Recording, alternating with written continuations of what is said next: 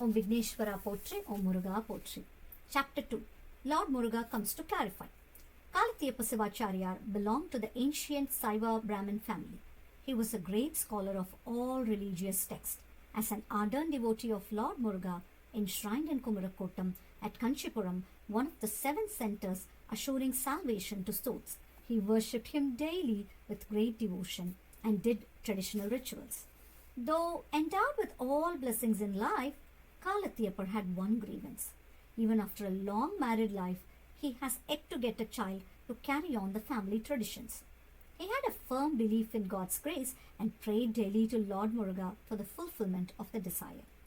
Kalatiyappa's immense faith and devotion fructified. God granted his prayers and his wife gave birth to a male child.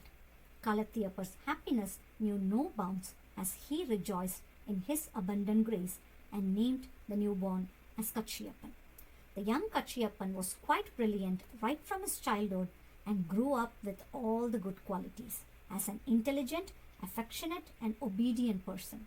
He was well versed in both Tamil and Sanskrit and read quite a number of books in both the languages. Kalatiyappa was highly pleased with his son's accomplishment. He wanted his son to take up the services to Lord Muruga at Kumarakotam temple. Accordingly, Kachiyappa took up himself the routine procedure of worship at Kumarakotam alongside his other duties. Initiated by the ancient traditional work, Kachiyappa mastered the great Saivite works Devaram and Tiruvashagam and understood their significant similarities to Vedas and Upanishad. As he grew up intellectually and spiritually, he worshipped Lord Muruga with increasing devotion day after day. One day, Lord appeared in his dreams and directed him to write about his celestial glory as described in the first chapter of Shankara Samhita of Skanda Purana. The Lord initiated him into the job by giving him the first line of the invocation, Tegada Chakra Semmuga Maindulan, which meant Lord with 10 hands and 5 faces. When Kachiyappa woke up from his dreams, he was thrilled and his heart was full of joy. He was greatly moved and extremely delighted by his grace and kindness showered on him. Oh, Muruga, you have chosen me for such an arduous task of singing your praise? Do I deserve this honor? You have to stand by me throughout to enable me to complete this assignment creditably, he said. After his usual prayers, Kachiyappa started his work. The invocation was followed by the poetic verses of exceeding merit. Whenever he was in doubt about his compositions, he would pause and rethink till such time he was fully satisfied with them. Though he was happy with his work, he wanted an approval for the same. Who could be the right person for it?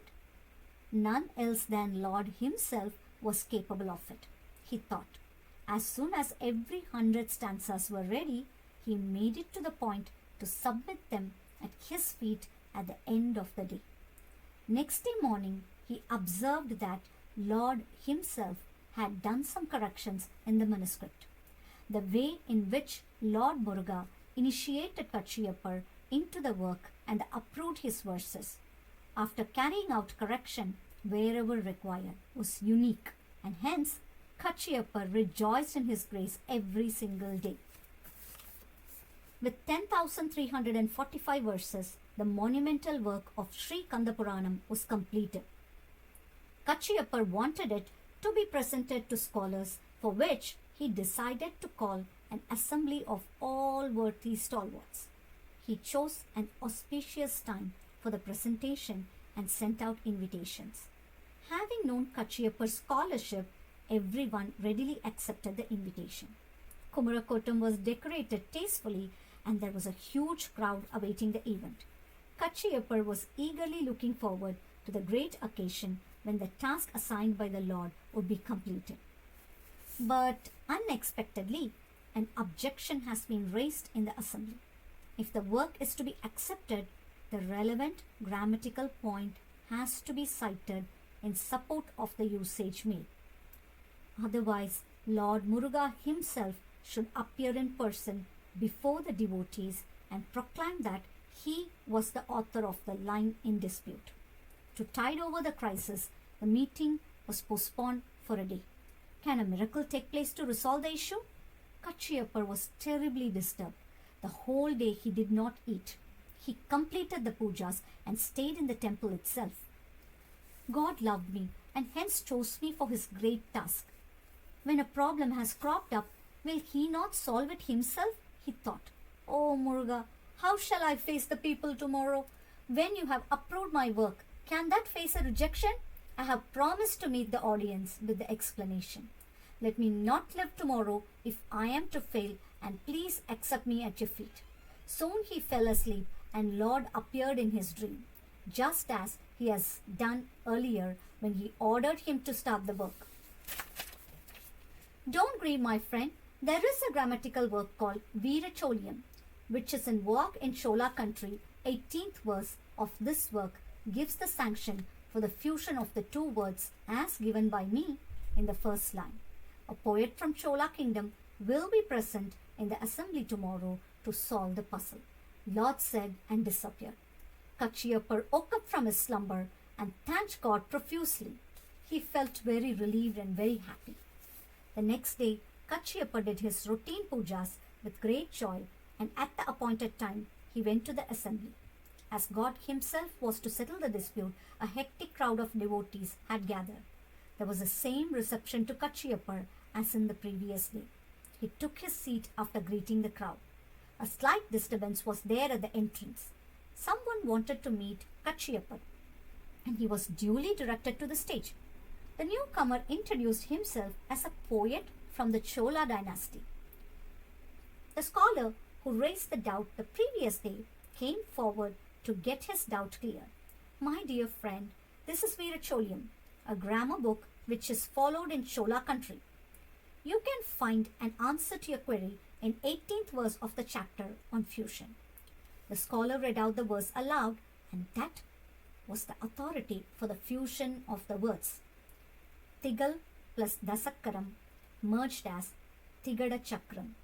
The poet from Chola kingdom wanted the person who raised the doubt to read the verse one more time, so that everyone could hear clearly.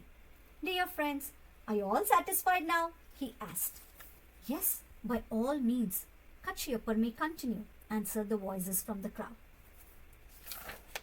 God's help at the right time was a blessing for Kachiyapar.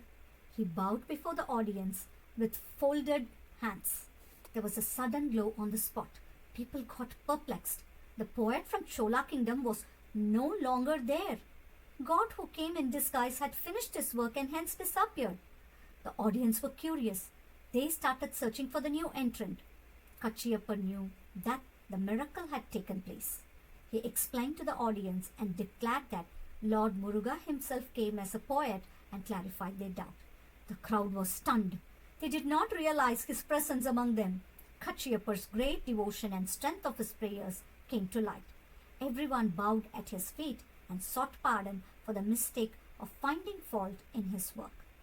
The poet who raised the question felt greatly ashamed and fell at Kachiyapar's feet. I did not know your worth. I was so silly to have put a stumbling block for a great divine task, and to have hurt you so badly. Unless you forgive me, I cannot come out of my guilty feeling. Please forgive me for my stupidity. Kachiyapar embraced him and said, My friend, do not feel guilty. Because of your objection, the Lord appeared before us to bless us all. It's only because of that. When God himself has testified in person, how could there be a further hurdle? All the scholars in the audience asked Kachiyapar to proceed with the presentation. Kachiyapar continued his discourse, explaining each and every verse of his work. Chapter ended. Thank you.